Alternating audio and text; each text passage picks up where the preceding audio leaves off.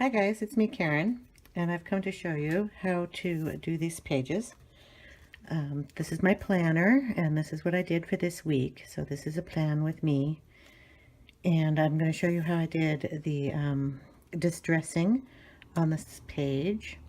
And if you can see, I've got some of my pen in already, not all of it, but some of it, so I thought I'd show it to you before I got everything written down. Now the outside around the borders are done with distress inks, and it's this one, which is your spiced marmalade, aged mahogany, which I have put on with a Tim Holtz distress ink spreader, or whatever you want to call it. I also have the round one, and around the very edges is the black. So I also used this cute little sponge. You get these at the art supply store. They're round. I cut them in quarters, and I have used this one to attach some of the yellow, which is a chalk ink, which is a little different for me because I've never really distressed with chalk ink, but I put the yellow around the center parts and then went over it with the mahogany and the spiced to make the orange, and then around the corners just for the black soot. The stamping is done with the Versafine ink that I have here. This particular stamp here is this one, and this is a memory box block die, and I stamped this with the Versafine. Didn't come out quite as good as it should have, so I used a black I'm sorry, it goes this way. This is just a dual brush art performance. I don't know, it was a cheap set I got, so I used that to color in where it didn't color all the way. I stamped down here with the Inkadinkado stamp. I did these trees back here with this TCW, and you just lay it down and then use the black soot and put that on. The stamps you see here and on the date stamps and all are from AtelierDreams, sorry, they're in here. So here are the box pieces. This is the date stamp set. I'll leave a link down below. This is the planner day set that they have, or she has, and this was used for these words in here. I'll leave a link down below for all these stamp sets. They're my favorite ones. The little moon up here is this stamp here, and that is from Stampdendous. It doesn't, I don't know, does it have a name? It's called the Bat Moon. So that's all it is a moon with a bat. I thought it looked cute up there. The little fence here is a die, and that is a memory box die.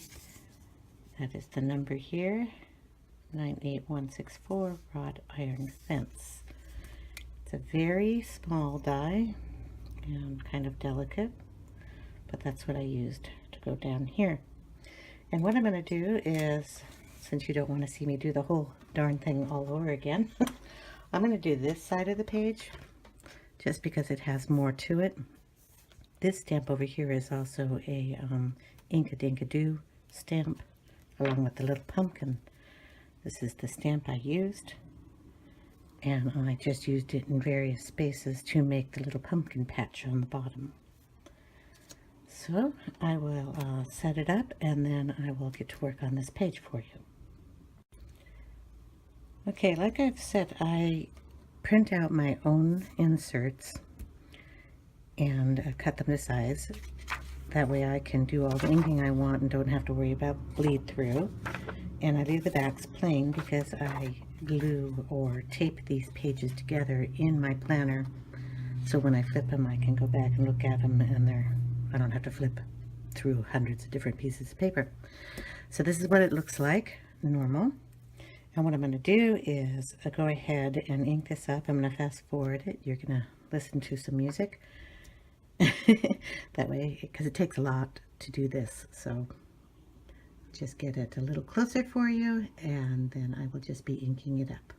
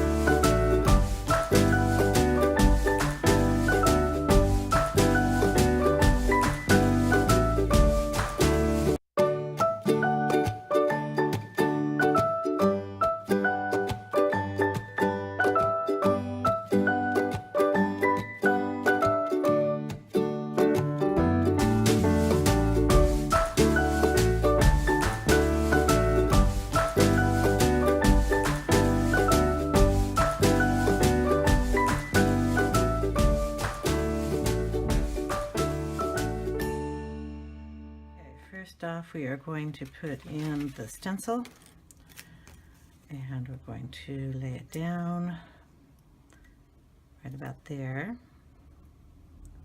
Kind of make it a little even. I'm going to hold it down, and I'm just going to use the black soot with the sponge applicator, and I'm going to just set it down on top of the stencil and kind of give it just a slight twist. Because this stencil is got a lot of little pieces in it, it tends to move a lot, so you don't want to rub it like you would on a normal one. But the fun thing with this is that it also gives it kind of a gray effect instead of a black, which kind of makes it look more like a background instead of the foreground, which we're going to stamp our house on.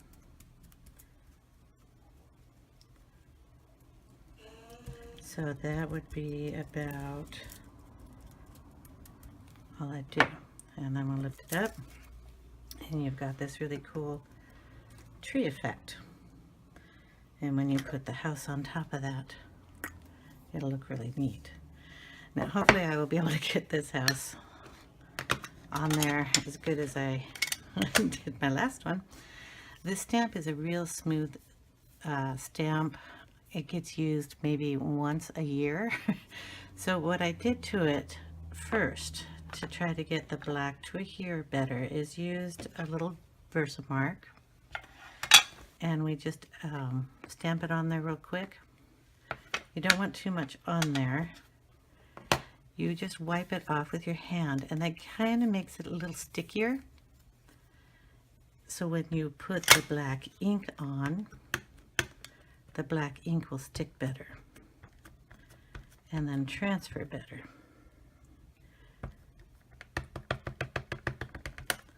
Okay, and we're just going to lay this down. Hopefully I don't get my head in the way. I'm going to try to lay it down so it's straight.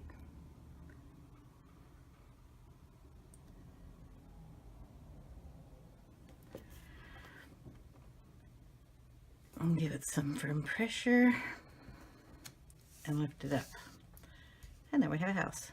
A little bit crooked, it's not going to bug me any. Now, if you look at it, you'll see, you can see through the stamping a little bit, and that's where I came in with this brush and using the paintbrush tip. I just went in and colored the areas that needed to be darkened so it would show up here black.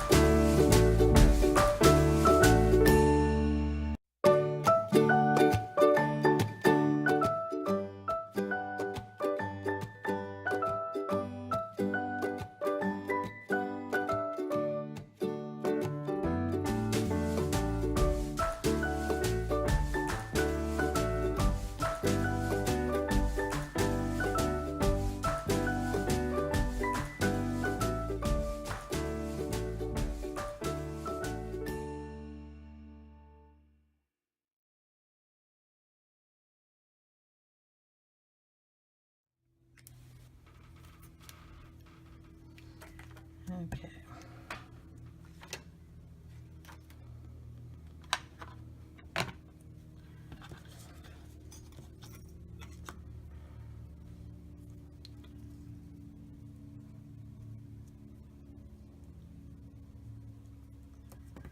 Going to be putting the fence right about there, and I'm going to use this glue.